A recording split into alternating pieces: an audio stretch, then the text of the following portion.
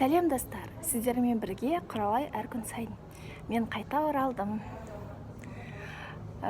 Влогты күнде түсірмеймін ба деп ойлап едім, бірақ өзім шыдай алмайтын сияқты күнде түсіргім келеді. Осындай күнделікті не істеп жүрмін, лайфблог дейді ғой. Сондай түсіргім келіп, шыдай алмай қайтадан түсіріп бастадым. Сіздерге ұнайды деген ойдамын. Мына жердің атмосферасы барлығы өте қатты ұнап тұр. Осы жерге келіп өзімнің арнама видео түсірсем ба деймін. Әрине ол разговорный видео болу керек, яғни болтун видео. Сіздерге қандай тақырыпты қозғағаным ұнайды? Давайте маған көмектесіңіздер, пікірге жазыңыздар және де тағы да жазыңыздар.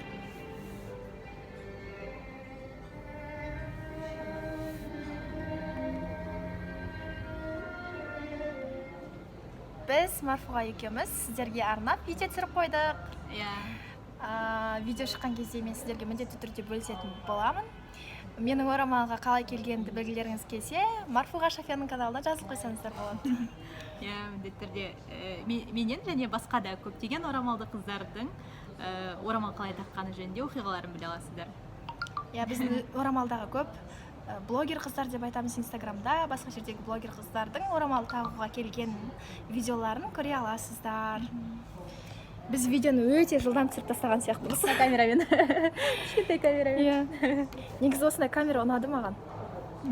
Влог түсіргенге де жақсы сияқты. Үйге бара жатырмын, орамал тағу үлгілерінен бір видео түсірдім. Сіздерге ұнайды деген ойдамын. Supergenchik.kz парақшасынан қарап күтіңіздер. Және де бүгінгі түсіріп келген видеоны монтаждап салып отырмын.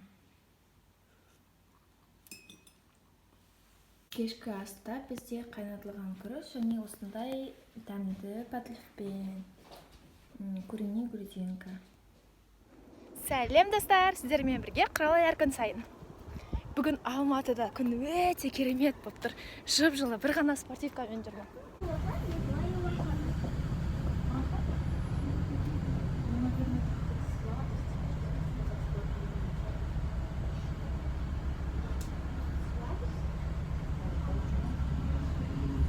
Қараңыздар, Алматының тауы өте керемет болып тұр.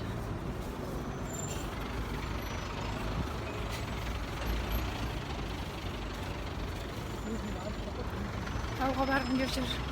Енді күн салқындамай тұрып тауға барғым керек. Өйткені келесі аптадан бастап күн қатты салқындап кетуі мүмкін. Фарш, перец және де пияз қойдым. Сәбіз араластырып барлығын майға қуырып алдым және аздап су құйдым. Және де қара олар бізде приправа. Базилик шөбін салдым. Енді барлығын бір қайнатып аламын. Әңгіме былай. Мына жердегі бардакты қалпына келтіру керек. Оның үстіне тағы бір бардак алып келдім. Жинау керек осының бәрін. Сіздерде де солай ма? Күнде жинайсыздар, бірақ күнде шашылады. Күнде жинайсыздар, бірақ күнде шашылады. Бұл не деген заңдылық?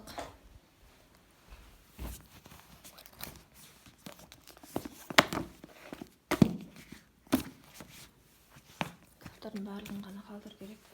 Әдемі жинап. Және де мен қорапқа өзімнің орамалдарымды салып қойсам ба деген ой келіп тұр. Білмеймін енді, бірақ орамал менде суырмада тұрады ғой, соған осы қорапты қойып қойсам ба деген. Оны қазір әдемілеу барысында көреміз. Мүмкін косметикаларын қоямын. Мінекей байынан порядқа келтіріп қойдым. Блокнот, ватный диск, умывалка, кисточкаларын мынандай ыдысқа қойдым. Және де раушан гүлі деп сосын телефонға подставка. Кейде осыны қойып видео түсіремін, кейде кино көремін деген сияқты. Сосын мінекей косметикалар. Все-таки мен аққа косметика қойған жоқпын. Ол мына кассе жеп жүрген помадалар. Мына жерде әртүрлі заттар, екі косметичка. Примерно осылай.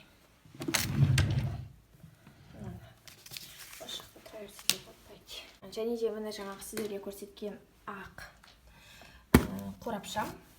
2 тиын. Бұл реклама жасау керек бұларға. Және де жаңағына ақ коробкаға мен мынандай заттарды салып қойдым. Яғни кітаптарым, әртүрлі курение бульон, негрести, инстаграм, триллионер, там блокнот деген сияқты. Мен жинап шықтым. Енді терезені ашып ауа ауыстырсам ба деп тұрмын. Дала уже қараңғы. Сағат 10-нан кетті уже. Енді басқа бөлмені жинауға бар. Мен шай ішкелі жатырмыз. Уже үйдегілер шыдамай қасықпен жеп тастаған ғой, кесу деген жоғынан. Әсіресе мына қыз. Әдемісің, бұтам әдемісің. Камера сен әдемісің, шыдай алмай қалады деп тұрсың ба? Иә, шыдай алмай. Осылай шешініп достар, сіздермен бірге қалай әр күн сайын бүгін осылай киініп алдым. Торговый домға баратыр жатырмын. Сауда орталығына қазақша айтқанда.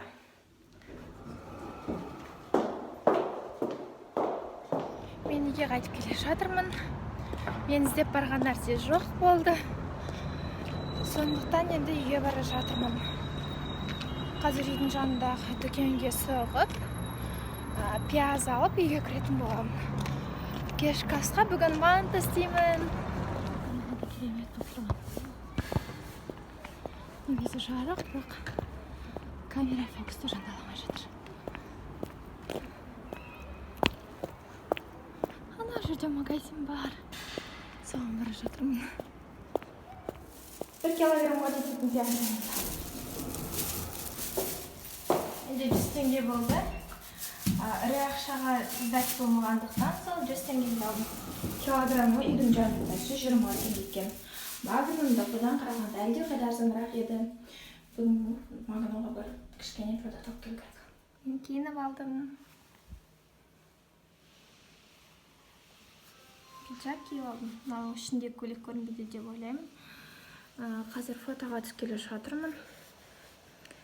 Сайтқа қажет екен. Менен портретный фото сұрап жатыр. Блогерлердің форумына бір сайтқа қажет дейді. Ал менде портретный фото жоқ. Сондықтан қазір түсіп жүретін боламын. Біздің ужинға жасаған мантымыз. Басындағысын былай бүктім, кейін былай бүктім ғой.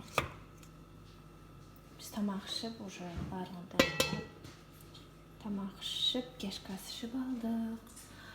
Мынау енді қалғаны, енді оны ертең түскі асқа. Мінекей, мына әдемілікті қараңыздар. Өте қатты шаршадым, ұйқым келіп тұр. Ұйықтамасам. Көңіл күйді кәдімгідей көтеретін нәрсе ғой. Әдемілік деп жүріп, балконның есігін жауып кетіп.